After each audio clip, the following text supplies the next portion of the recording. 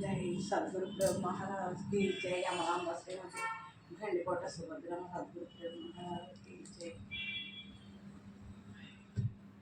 गुरु ब्रह्मा गुरु विष्णु गुरुदेव महेश्वर साक्षात् परब्रह्म तस्मै श्री गुरुवे శ్రీ శివరామకృష్ణ సద్గురు బ్రహ్మ మహారాజ్ అచల బోధ ఎరుకను విడిపించే లక్షణంలో 100వ పద్యం నేర్చుకున్నాం. 100వ పద్యం. ఎరుక తనకు దా విడిపోదు, ఎరుకను విడిపించలేరు ఎవ్వరు ధాత్రిన్, గురుడొకడు తప్ప గురునకు పరిచర్యల నర్చి, బోధ పద్ధతి వినినన్ తిరిగి రాని పద్ధతి గననన్, పరిపూర్ణ మెరుక ఏర్పరుచు పరిపూర్ణ మెరుక ఏర్పరుచ ఎరుక లేక హరి స్వప్నము గన్న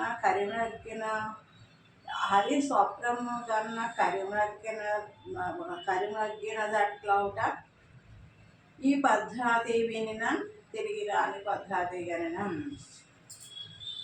ఎరుక జనకు దా విడిపోదు, ఎరుకను విడిపించలేరు ఎవ్వరు ధాత్రిన్, గురుడొకడు తప్ప గురునకు పరిచర్యయు నర్చి, బోధ పద్ధతి గనీనన్ తిరిగి రాని పద్ధతి గనీనన్, పరిపూర్ణ మెరుక ఏర్పరచు నెరుక లేక, పరిపూర్ణ మెరుక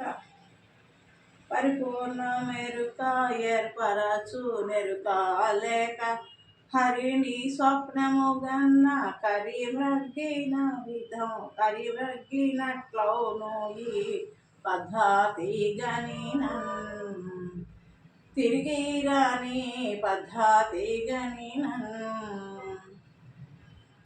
అంటే ఎరుక పరిపూర్ణం అనే కాన్సెప్ట్ మనం తెలుసుకున్నాం కాబట్టి ఈ ఎరుకను విడిచి ఉండే విధానంలో మనం ముందుకెళ్తున్నాం.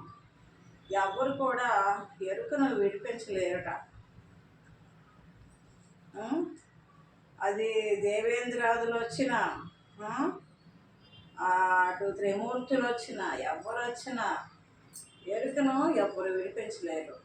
అంటే శరీరము లోపల ఉన్న అహం అంటే ఆత్మ, నేను అన్న భావం, దాన్ని విడిపించలేరట ఎవరు కూడా. శరీరం అంతకాలం నేను నేను నేను నేను అంటూనే ఉంటుంది ఎక్క. కనేది, వినేది, అనేది, చూసేది, చేసేది అంతా ఎరికే కదా. ఎరుకను విడిచి ఉండగలమా? ఉండదు. ఎరుకను విడిస్తే విశ్వాసలే లేవు. అసలు ఆ పరిపూర్ణంలో ఏది లేదు కదా. శరీర రహితం, ప్రపంచ రహితం, ఏది లేనిది, ఏమీ లేనిది బ్రహ్మము గురుస్వామి తెలిపే రహస్యము అన్నారు కదా. ఆ ఏమీ లేని తత్వాన్ని తెలుసుకునే పద్ధతి ఒకటి తప్ప ఏ విధంగానూ కూడా ఈ జన్మ మరణాలను మనం దాటే విధానం లేదు. ఆ ఎరుకను ఎవరు విడిపించలేరు. ఈ ధాత్రిలో, ఈ భూమండలంలో ఎక్కడైనా ఎలాంటి వాళ్ళైనా సరే ఎరుకను నిలిపేవాళ్ళే కానీ ఎరుకను విడిపించేవాళ్ళు లేరు. ఒక గురుడు తప్ప. ఆ గురుడు అసలు గురుడు అయి ఉండాలి. సామాన్య గురువులకే సాధ్యం కాదు. ఎందుకంటే మనం ఈ జ్ఞానం తెలియని గురువులు పట్టుకుంటే వాళ్ళు తెలిసిన మార్గంలో వాళ్ళు సన్మార్గంలోనే నడిపిస్తారు. గురువులు అందరూ కరెక్టే, కానీ ఈ అహం రహితం అవ్వదు. మళ్ళీ జన్మకు కారణం అవుతుంది. కర్మ నివృత్తి అయ్యి జన్మరహితం అయ్యే విధానం ఈ అచలతత్వంగానే ఉంటుంది. కర్మ నివృత్తి అయ్యే విధానాలు చాలా చెప్తారు, కానీ మళ్ళీ పాపకర్మ పోయి కొత్త కర్మ పుణ్యకర్మలు చేయిస్తారు. అదాని వ్యతిరేకంగా జన్మకు వస్తాం కదా. ఈ పాప పుణ్య కర్మ రెండు కూడా రద్దు అయ్యేది అచల తత్వంగానే ఉంటుంది. అచల గురువుని మనం తెలుసుకుని వారి పాదం తట్టి వారికి శుశ్రూష సేవా భాగ్యంలో మనం ధరిస్తాం. ఆ ఆనంద స్థితిలో మనం మరిచి ఉంటాం.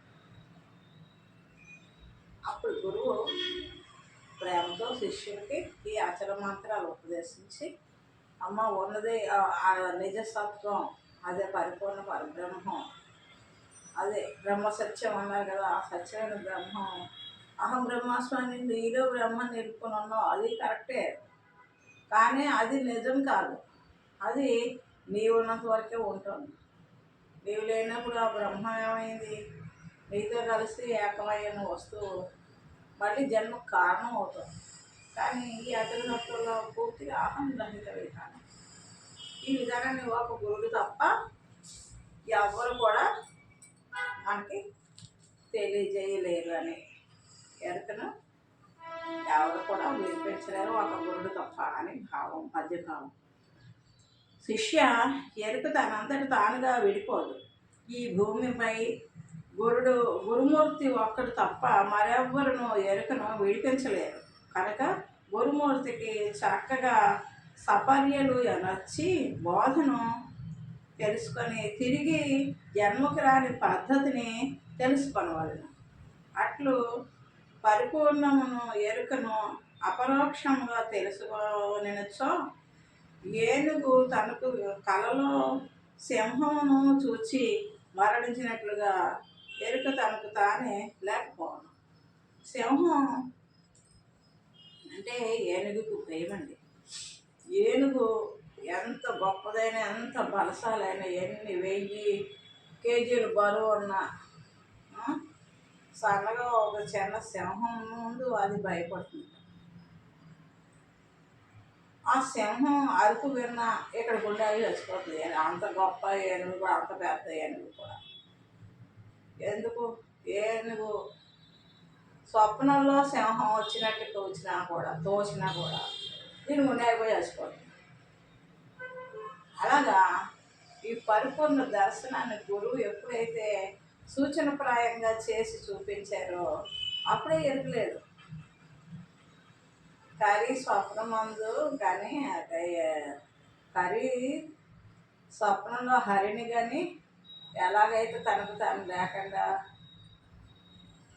అయిపోతుందో అలాగా ఈ పరిపూర్ణ దర్శనంలో గురువు సూచించిన సూచన మేరకు ఎరుక లేని స్థితిలో శిష్యుడు జన్మ వలన రహితుడవుతున్నాడు. అది జన్మను విడిపించే విధానం.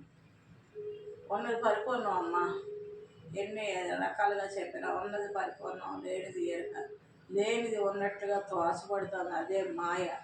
ఈ మాయను దాటి ఈ మహత్తులన్నిటికీ ఆవల ఉన్న నిజస్థితి, పరిపూర్ణ స్థితి, అంతా నిండి ఉన్న బ్రహ్మాన్ని తెలుసుకుంటే ఇది జన్మకు వచ్చేది. ఆ తెలుసుకున్న తెలివి దేంతో తెలుసుకున్నాం అది రహితం అవ్వాలి, తెలివి రహితం అవ్వాలి. అది జన్మకు రాని స్థితి. ఆ సిద్ధాంతం ఒక గురుడు తప్ప అన్యులు ఎవరు చూపించలేరు, తెలియబడదు ఇతర వర్గాల ద్వారా అని భావం. జై సద్గురు ప్రేమ మహారాజుకి జై. అమలామ శ్రీ ఉదయంపాడు సముద్రం సద్గురు ప్రేమ మహారాజ్, ఆర్ఎస్ రామారావు సద్గురు ప్రేమ మహారాజ్కి, శ్రీధర శివరామదేశ సద్గురు ప్రేమ మహారాజ్కి, శ్రీ బైఖానా లక్ష్మణ్ ప్రేమ మహారాజ్కి జై, శంకర్ ప్రేమ మహారాజ్కి జై, పగడాల శ్రీ సచ్చిదానంద పగడాల వెంకటేశ్వరరావు సద్గురు ప్రేమ మహారాజ్కి జై, అచల గురువులకి జై, అచల గురు భక్త మండలికి జై. సద్గురు చరణం భవభయహరణం, సద్గురు చరణం భవభయహరణం, సద్గురు చరణం భవభయహరణం. జై గురుదేవా.